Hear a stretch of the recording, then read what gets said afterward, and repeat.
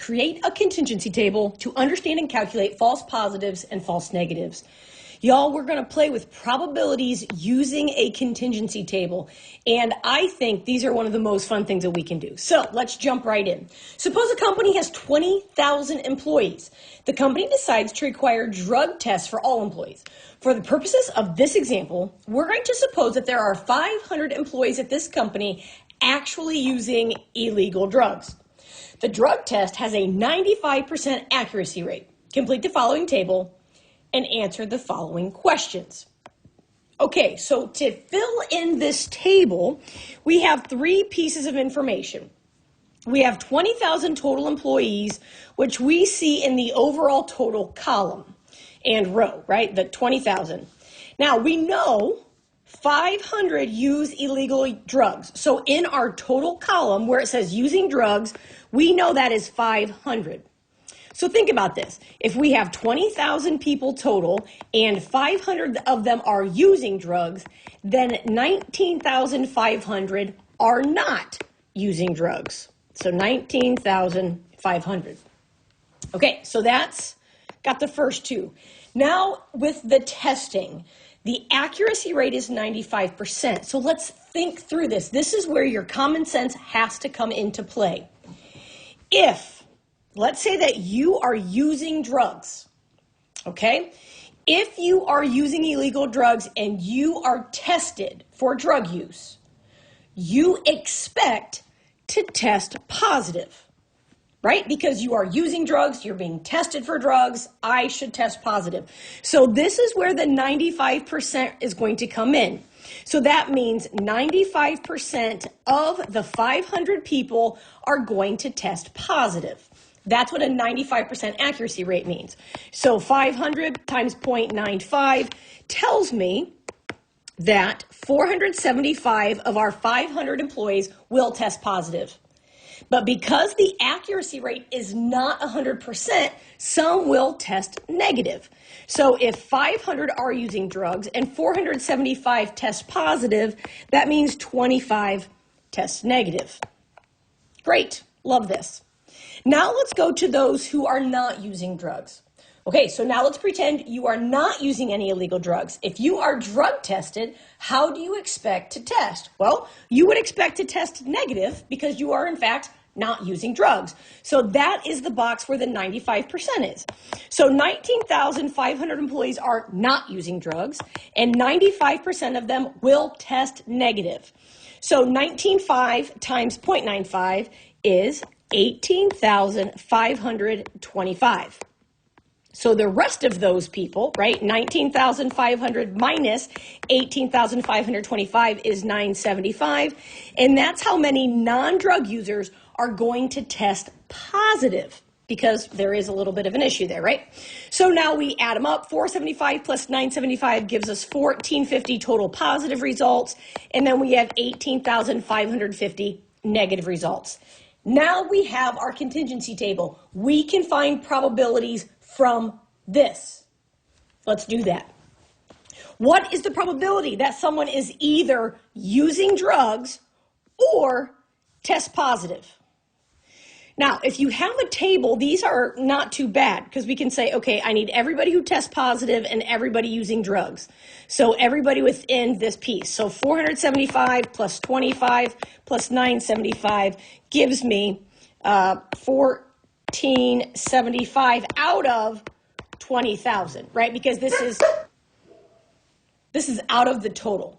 So the probability in this situation that someone is using drugs or test positive are all of those people, the 475, 25 plus 975 out of 20,000. So when I divide that, that gives me 0.07375, whatever. So roughly 0.07 or 7% of people are either using drugs or testing positive. Okay. All right. Next one. If someone tests positive, this is a conditional. If someone tests positive, so we're talking about test positive would be in our denominator. What is the probability that person is not taking drugs? Okay, so I put a box around the test positive. So I know my total is 1,450 and not taking drugs is 975. So 0.672. So roughly 67% of positive tests are not drug users, right? We call this a false positive. Because think about it, you tested positive, but it's wrong. Okay, so this happens with pretty much any kind of test. There's always a slight chance that it's wrong, and that's where we get the false piece. So a false positive means you tested positive, but it is in fact not true. Okay, let's go the other direction here. What is the probability that an employee selected at random tests positive for using drugs? Okay, so now we just want all positives over the total amount of people. So we've got 1450 over 20,000, and that gives us, where am I at?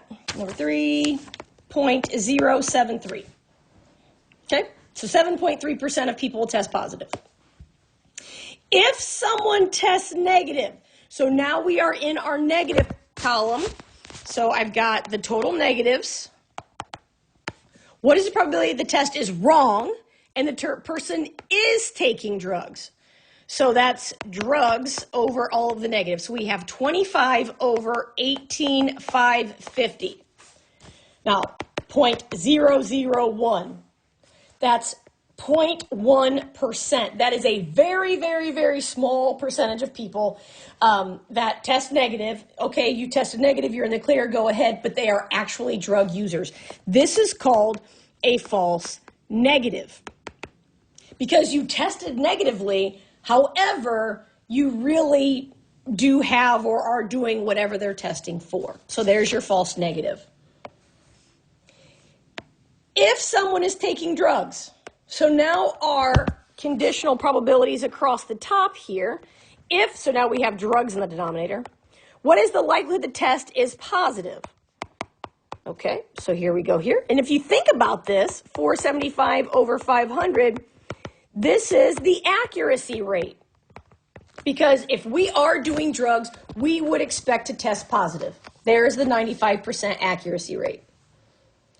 What is the probability that a random employee receives a false positive? Now, we've already done this, but now the question is asked in a different way. So it's important that we can understand what this question is asking. So when it says a false positive, remember what that means. A false positive means I tested positive. So the total positives is in the denominator, but it's wrong. And in this case, if I test positive, they think I'm doing drugs, but it's wrong because of the piece false. That means I am not doing drugs. So we would have the 975 over the 1450, which we've already discovered is 0.672. So when they're asking false positive, you tested positive, but it is not true. Remember what that means.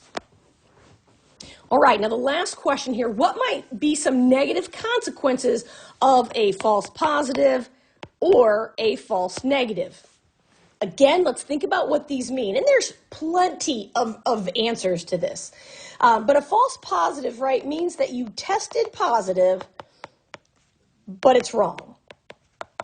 Okay, so if we think about a company where they are drug testing, some companies have a no tolerance policy, which means if you test positive, you lose your job.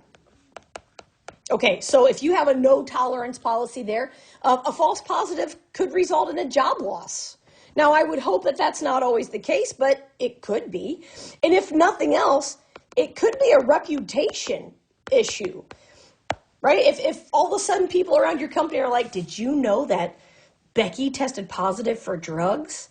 And I'd be like, but I don't do drugs. And they're like, but you tested positive. And now there's all of this, like, I mean, there could be shame, there could be all kinds of different things. And maybe you don't think this is a negative consequence, but it really can be.